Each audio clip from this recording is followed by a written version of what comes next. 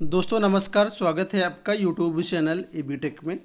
आज है 18 मई 2022 और जान लेते हैं आज की महत्वपूर्ण खबरें। सबसे पहली अपडेट देखिए, यहाँ पर बीएड मामले को लेकर के है। लिखा है कि टेट पास बीएड डिग्री धारकों को पात्रता प्रमाण पत्र जारी करने पर रोक बरकरार। इलाहाबाद हाईकोर्ट ने यूपी टेट पास करने वाले बीएड डिग्री धारकों को पात्रता प्रमाण पत्र जारी करने पर पहले से लगाए रोक को बरकरार रखी है। कोर्ट ने मामले में स्थगन आदेश को बढ़ाते हुए एनसीटीई को 14 जुलाई तक जवाब दाखिल करने को कहा है। यह आदेश न्यायमूर्ति सिद्धार्थ ने प्रतीक मिश्रा व 4 अन्य की याचिका पर सुनवाई करते हुए दिया है। इससे पहले आप लोग जानते होंगे 12 मई को हुई सुनवाई में राजस्थान हाईकोर्ट के फैसले को देखते हुए सरकार से जानकारी देने को कहा था। इसके साथ ही यूपी टेट पास करने वाले बीएड डिग्री धारकों को पात्रता प्रमाण पत्र जारी करने पर रोक लगा दी थी। कोर्ट ने सरकार से पूछा था कि राजस्थान हाईकोर्ट के फैसले को देखते हुए क्या एनसीटी ने कोई निर्देश जारी किया है। मंगलवार को सुनवाई के दौरान सरकार की ओर से कहा गया कि एनसीटी जब तक नोटिफिकेशन जारी नहीं करेगी वह कुछ नहीं कर सकती है। तो कोर्ट ने एनसीटी को नोटिस जारी करते हुए जवाब दाखिल करने को कहा है। मामले की सुनवाई अब जुलाई में होगी। याची पक्ष की ओर से अधिवक्ता तान्या पांडे ने तर्क दिया कि मामले में यूपी सरकार और एनसीटी दोनों बच रहे हैं, वो स्थिति को स्पष्ट नहीं कर रहे हैं। ठीक है, तो फिलहाल इस मामले की जो सुनवाई होगी वो 14 जुलाई को होगी और फिलहाल यूपी टीटी के प्रमाण पत्र जारी करने पर बीएड डिग्री धारकों के लिए रोक बरकरार है। यहाँ पर भी देखिए उसी के बारे में अपडेट दिया गया है। हम लोग बढ़ते हैं अगली न्यूज की तरफ। यहाँ पर एक बड़ी अपडेट है, देखिए लिखा है सहायक अध्यापक भी दोबारा दे सकते हैं सहायक अध्यापक भर्ती परीक्षा। इलाहाबाद हाईकोर्ट ने कहा कि पहले से सहायक अध्यापक के पद पर कार्य कर रहे अभ्यर्थियों को दोबारा इसी पद पर आवेदन करने और चयनित होने का अधिकार है। ऐसा करके अभ्यर्थी अपने अंक बढ़ा सकते हैं और अपनी पसंद के जिले में नियुक्ति पा सकते हैं। उनको इस अधिकार का उपयोग करने से रोका नहीं जा सकता है। कोर्ट ने इस संबंध में प्रदेश सरकार द्वारा एकल न्यायपीठ के आदेश को चुनौती देने वाली विशेष अपील खारिज कर दी है। ये आदेश न्यायमूर्ति प्रीतिंकर दिवाकर और न्यायमूर्ति आशुतोष श्रीवास्तव की खंडपीठ ने दिया है। इससे पूर्व एकल पीठ ने अभ्यर्थियों की याचिका स्वीकार करते हुए प्रदेश सरकार द्वारा 4 दिसंबर 2020 के शासनादेश के पैरा 5 को एक असंवैधानिक माना और अधिकार क्षेत्र से बाहर का करार देते हुए रद्द कर दिया। ठीक है, तो फिलहाल अब कोई भी ऐसा व्यक्ति जो वर्तमान में किसी पद पर कार्यरत है वो अपने भविष्य को भविष्य को देखते हुए अगर उसी पद पर दूना भर्ती परीक्षा में शामिल होना चाहता है तो उसको अधिकार रहेगा। यहाँ पर अपडेट है राज्य विश्वविद्यालय की परीक्षाओं को लेकर के। लिखा है कि नकल पर नकेल कसेंगे 25 कॉलेजों के 200 शिक्षक।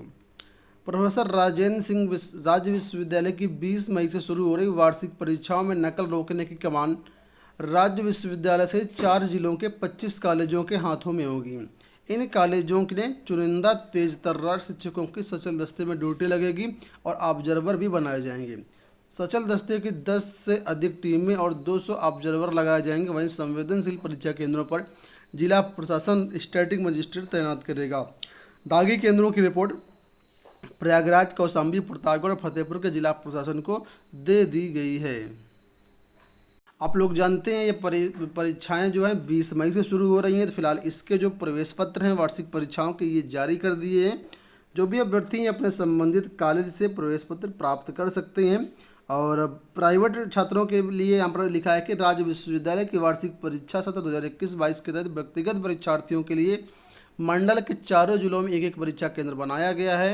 ठीक है, और इसमें कॉलेजों का नाम भी दिया गया कहाँ कहाँ पर बनाया गया परीक्षा केंद्र, तो आप लोग देख लें जो भी प्राइवेट अभ्यर्थी हैं। यूपीएचईएससी को लेकर के अपडेट है कि निदेशालय को भेजे 4 विषयों के परिणाम। असिस्टेंट प्रोफेसर के 298 चयनितों को 25 मई तक आवंटित हो जाएंगे कॉलेज। उत्तर प्रदेश उच्चतर शिक्षा सेवा आयोग ने मंगलवार को 4 विषयों में असिस्टेंट प्रोफेसर भर्ती के परिणाम उच्च शिक्षा निदेशालय को भेज दिए हैं। 2 विषयों के रिजल्ट निदेशालय को पहले ही मिल चुके थे। कुल 6 में से 5 विषयों में के चयनित 298 अभ्यर्थियों को 25 मई तक कॉलेज आवंटित कर दिए जाएंगे। ठीक है, साथ में वाणिज्य के संशोधित परिणाम पर छात्रों को इंतजार भी है। आयोग ने पूर्व में निदेशालय को असिस्टेंट प्रोफेसर शारीरिक शिक्षा के 23 पदों, वाणिज्य के 79 और प्राणी विज्ञान का 96 पद विषयों का जो रिजल्ट है वो भेजा, लेकिन बाद में आयोग को तीनों विषयों के परिणाम संशोधित करने पड़े और निदेशालय ने तीनों विषयों की काउंसलिंग रोकनी पड़ी। ठीक है, तो इसी तरह वाणिज्य के परिणाम में भी यहाँ पर समस्या है और इसका संशोधित रिजल्ट जारी होगा। ठीक है, आज जारी हो जाएगा असिस्टेंट प्रोफेसर संस्कृत और सांख्यिकी का रिजल्ट। अगली अपडेट यहाँ पर देखिए है कि मेधावियों को 6 महीने से छात्रवृत्ति परीक्षा का इंतजार है। हजारों मेधावियों को 6 महीने से राष्ट्रीय प्रतिभा खोज परीक्षा का इंतजार है। एनसीईआरटी की ओर से हर साल देश भर से 2000 मेधावियों को छात्रवृत्ति के लिए चुना जाता है। मेधावियों का चयन 2 स्तर की परीक्षा के आधार पर किया जाता है। हर साल होती थी राष्ट्रीय प्रतिभा खोज परीक्षा, प्रथम चरण को परीक्षा के लिए नहीं लिए गए आवेदन। ठीक है, तो फिलहाल ये परीक्षा फंसी हुई है और हजारों ऐसे अभ्यर्थी हैं जो इस परीक्षा का इंतजार करते हैं। 11वीं से पीएचडी तक मिलता है इसके अंतर्गत वजीफा। ठीक है, यहाँ पर देखिए लोक सेवा आयोग से अपडेट है कि इंटरव्यू में अंक निर्धारण की प्रक्रिया पर उठे सवाल। अभ्यर्थी चाहते हैं अंक निर्धारण की प्रक्रिया सार्वजनिक करे लोक सेवा आयोग। लोक सेवा आयोग के इंटरव्यू में लागू अंक निर्धारण की प्रक्रिया पर प्रतियोगी छात्रों ने सवाल उठाए हैं। अभ्यर्थी चाहते हैं कि भर्ती परीक्षाओं में पारदर्शिता का दावा करने वाला आयोग साक्षात्कार में अंक निर्धारण की प्रक्रिया को सार्वजनिक करे। इसके लिए प्रतियोगी छात्रों ने सोशल मीडिया पर अभियान चलाने का निर्णय लिया है। साथ ही वे आयोग के अध्यक्ष और मुख्यमंत्री को पत्र भेज करके मांग करेंगे कि अंकों का निर्धारण जिस तरीके से होता है उसकी पूरी प्रक्रिया को सार्वजनिक किया जाए।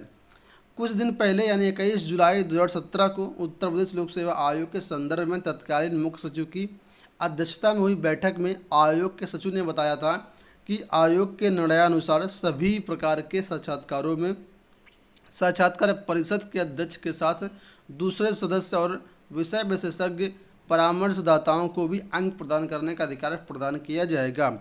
इसके बाद सभी जो भी अंक मिलेंगे अलग अलग लोगों द्वारा उन सभी का औसत निकाला जाएगा और यही अभ्यर्थियों का अंक होगा। ठीक है, तो फिलहाल इस व्यवस्था से अभ्यर्थी संतुष्ट नहीं है।